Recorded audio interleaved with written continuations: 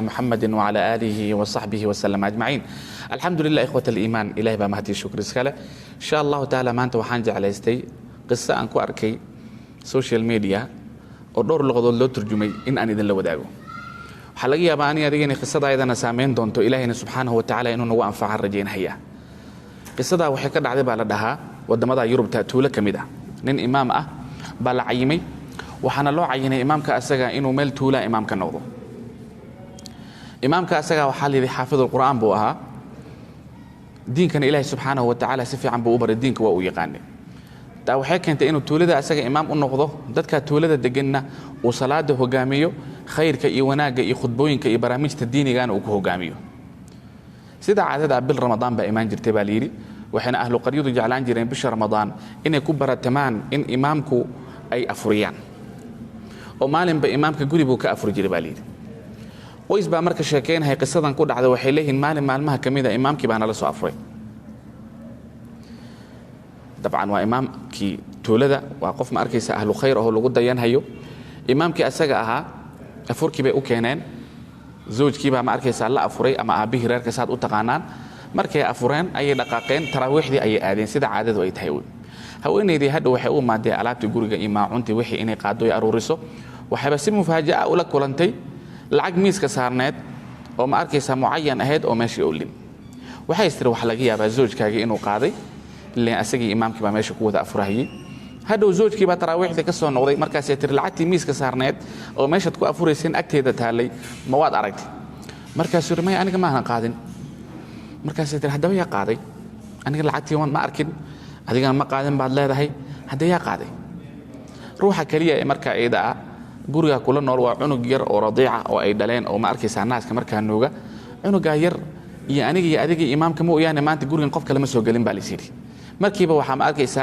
maluhu ku degdegeen in ruuxa lacagta qaada uu yahay imaamkii zoojkii waxa laga yaabaa miskiin حالة أدق إنه هيسا لقى يابا إمام كاس أو لعجها أباهذي إنه أسا قاتها لقى يابا ولكن زوج كمالك وحي كدم بأم أبيه ريركو ملحهم بعقلي إمام دن ومساجد كإمام وأمد إلهي سبحانه وتعالى الدين كإخير كوه جامين هيا إن لما ارتقاضه أفر له ويرو العجي ماشي يلن وإسك قاتو أسيقه واحد ما حكى خلدن إمام كان يعني سوى حجران wuxuu leeyahay zoojka marka asaga waramahay qisada ka waramayo maalinka wixii ka dambeeyay jacaylkii aan u qabay ama xiriirkii tirada badnaa in imaamka u qabay waan yareeyay buu leeyahay laana xaalad adag oo suuragal ahayn ama allam ma arkaysa aqbali karin ba imaamkii ka xadithay ka dhacay sidoo ay malahoodu ay tahay xiriirkii aan ma arkaysa imaamka la lahaa iyo furfurnaantii iyo ma arkaysa saamawidi aan ku saameysnaa intaba laana waa qudwa imaam weey imaam dhano ma arkaysa alxamdulillah wax farsameynaya waxa dhacday marka ayda sanadkii labaad inay ka soo wareegatay soonkii labaad la soo gaaray haweeneydii qof saalixada bay ahayd zoojkii bay la hadasho waxay tiri tuulado dhan waa u jeedaa dadka ahlu qariyada ah imaamkii bay afurinayaan waa lagu baratamahayaa annagana dadyowga afuriya baan kamid ahaan jirnay soo ma fiicna sanadkii hore wixii dhacay imaamka qaabdaradii uu suubiyey in aan iska hilmaamno sanadkanna aan u yeerno soo ma fiicna waa adigu waa isku noqnoqdeen waxay dhaheen waa yahay laa ba'as aan iska hilmaamno bal imaamkii aan u yeerno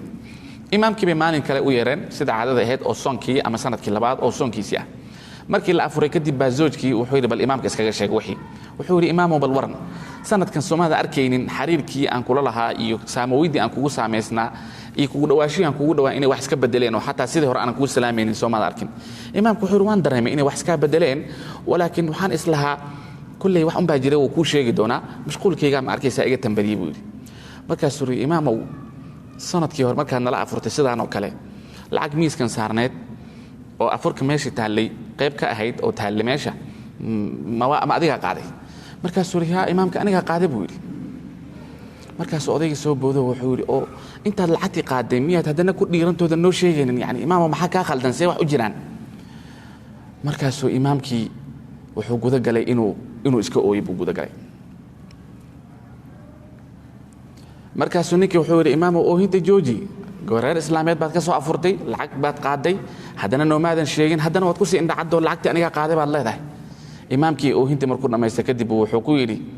maalinka ayada markaan afurahayo oo guriga aan imaaday adigoo khidmad ku mashquulsaneed oo adeegii afurkan noo keenaysay buu yiri waxa dhacday buu lacagtii miiska saarneed in ay dabeesho dirishada ka soo galaysa ay damacday inay qaado lacagtii iideed baan qaaday meel aan geliyo guriga kamida iyaan waayay waxaan is iri yiri musxaf meeshan yaala oo kutubta ku raastaysan qayb ka ah musxafkan ay hadhow arki doonaan oo maalin walba la akhristaa oo la furi doonaaye musxafkan lacagtii u geli baan is iri waxaan hadda la ooyahayaa buu yiri in 365 maalmood ay ka soo wareegatay oo idan musxaf ka furin ninkii guriga saaxiibul beedka ama aabihii waa booday musxafkii buu soo qaaday lacagtii baaba sideedii ugu jirtay yani imaamka markuu lacagta qaaday jeebka muusan gashanay laakiin musxaf meesha yaale buu geliyay asagoo isle musxafkan mar walba aqrisan doonaan hadhow lacagtooda waa ka arki doonaan dadkaana quraanku xariir dhow ama kuloos kumaysan ahayn almuhim waxa laga yaabaa in bisha Ramadaan quraanka ani adiga aad iyo aad u aqrino laakiin hadana laga yaabaa in 11 bilood oo soo socota aan wardi yeelanin oo sanadka dambe ama soonka dambe aan gaarno taa macnaheedu waxa weeye 365 maalmood baa ka soo wareeganaysa adigoon quraanka taabanin malayaal qaarkood tiro badan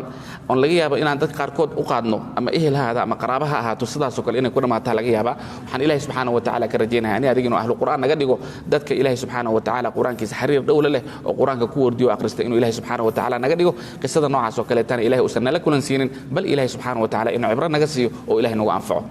السلام عليكم ورحمة الله والعفو منكم